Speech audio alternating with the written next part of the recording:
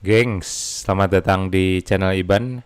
Di video kali ini kita akan membahas pertanyaan dari Khairil Pardosi.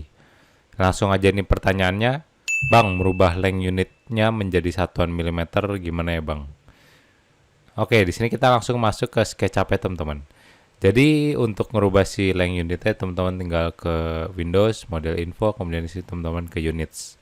Nah, di sini ada berbagai macam tipe, ada architectural, inch, kemudian ada engineering, feet, dan juga fractional inch juga. Cuman di sini gue selalu pakai yang desimal. Kemudian di sini teman-teman bisa custom mau inch, feet, milimeter, sentimeter, dan juga meter. Di sini tergantung kebutuhan teman-teman lagi pengennya pakai milimeter atau meter. Yang paling sering kalau misalkan gue sedang membuat furniture seperti belakang ini, seperti gambar di SketchUp ini, gue selalu menggunakan milimeter. Kenapa? Karena di furniture dia selalu mainnya milimeter.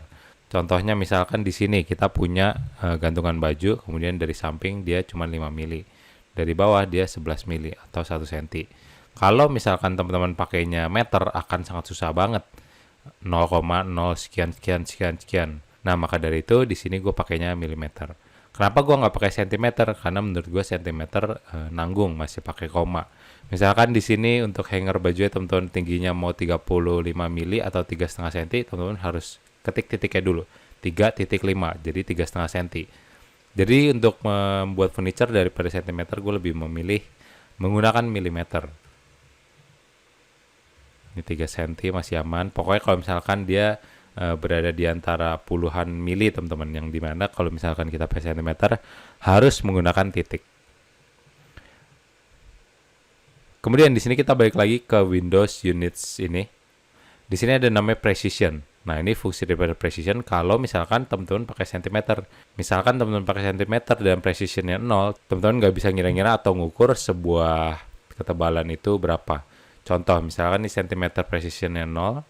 Kemudian di sini contohnya kita mengukur si bodinya ini nih. Ini kan 6 cm. Misalkan di sini kita tambahin 5 mili, 0,5. Terus kemudian di sini kita ukur pakai line lagi, dia akan jatuhnya 7 cm.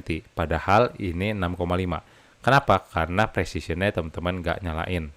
Kalau misalnya precisionnya teman-teman nyalain 0,0, kemudian di sini kita L, kita ukur lagi, maka dia akan jadi 6,5.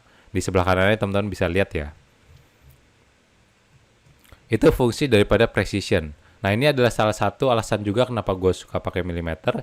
Karena di precision ini kita nggak usah ngatur-ngatur lagi mau berapa angka di belakang koma. Yang kayak tadi kita contohin juga kan, misalkan ini 6,5 cm, kemudian kita lupa precisionnya nyalain, malah jadi 7 cm, malah jadi salah teman-teman ntar. Berikutnya di sini yang gue sering pakai adalah untuk units yang namanya di default tray ini untuk mengukur keliling. Misalkan di furniture nih kita memiliki HPL, kemudian kita memiliki yang namanya edging HPL. Kalau misalnya teman-teman belum tahu edging HPL, nanti bisa komen di bawah deh, gue akan jelaskan pada pertemuan yang berbeda kalau misalkan memang butuh. Nah, di dua sisi ini menggunakan edging, maka dari itu sini gue membutuhkan satu ini dan juga satu ini. Ini sebenarnya langsung kali dua juga bisa, tapi kalau misalkan di study case teman-teman itu kelilingnya udah bentuknya udah rumit, akan susah banget. Nah, ini fungsinya apa? Sekali lagi ini kita klik dua ini, kemudian di lengthnya ini langsung muncul nih milimeter 5600. Berarti kita membutuhkan edging 5,6 meter. Nih contohnya lagi, misalkan kita membutuhkan ini teman-teman. Nah, nih si ambalannya ini, keliling ini menggunakan edging juga. Nah, di sini gue membutuhkan info butuh berapa nih, berapa meter lari si edgingnya. Maka dari itu gue tinggal select, ini juga select, ini juga select. Nah, ini pastikan teman-teman jangan seleksi bidangnya, selalu select garisnya. Nah, dia akan jadi 2,6. Karena ini depan belakang, gue tinggal kali 2. Berarti butuh 5 meter untuk satu ambalan nih, si edgingnya. Kemudian ini juga, misalnya butuh edging atau enggak, dan sebagainya. Kemudian juga di sini kita di Entity Info ini kita bisa mengetahui yang namanya meter perseginya. Nah, ini jangan lupa karena di areanya itu masih menggunakan milimeter. Kalau misalkan mau ke meter persegi, berarti naik 3, kemudian kali 2 berarti 6.